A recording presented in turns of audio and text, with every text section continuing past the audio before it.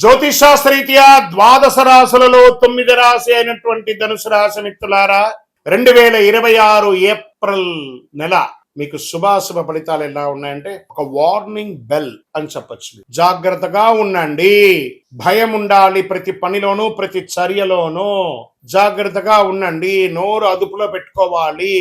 Unwanted discussions, unwanted comments ఇవన్నీ చెయ్యకూడదు.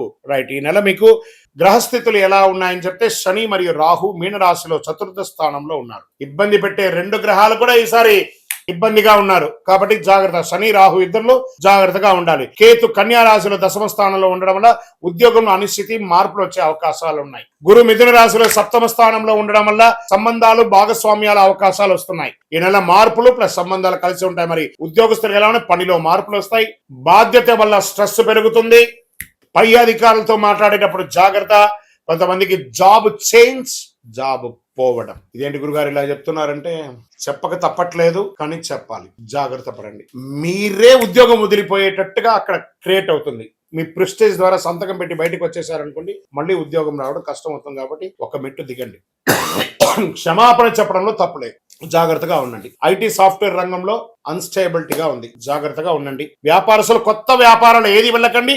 ఉన్న వ్యాపారాన్ని జాగ్రత్తగా చూసుకోండి. లాభాలు రాకపోయినా నష్టాలు రావు.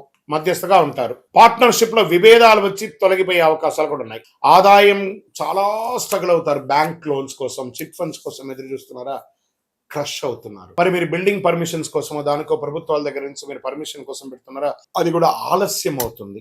షేర్ మార్కెట్ అస్సలు ముట్టుకోకండి. ఈ నెల షార్ట్ టర్మ్ లో రాంగ్ డిసిషన్ వల్ల మొత్తం నష్టమైపోతారు. Long time better.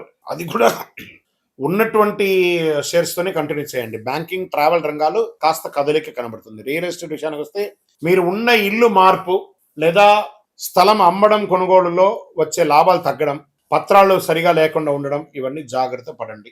కుటుంబంలో మిశ్రమ ఫలితాలు, భార్యాభర్తల మధ్య సఖ్యత లోపం అవ్వడం, అన్నదమ్ములు పెద్దవాళ్ళ దగ్గర సఖ్యత లోపకుండా ఉండడం, మీకు మీరే మిమ్మల్ని ఇబ్బంది పెట్టుకుంటున్నారు కాబట్టి కాస్త జాగ్రత్త పడండి. వీటన్నిటికీ శత్రువు ఎవరు అనంటే మీ నోరు. ఈ నెల మీరు ఎంత అదుపులో పెట్టుకుంటే అంత మంచి ఫలితాన్ని పొందుతారు.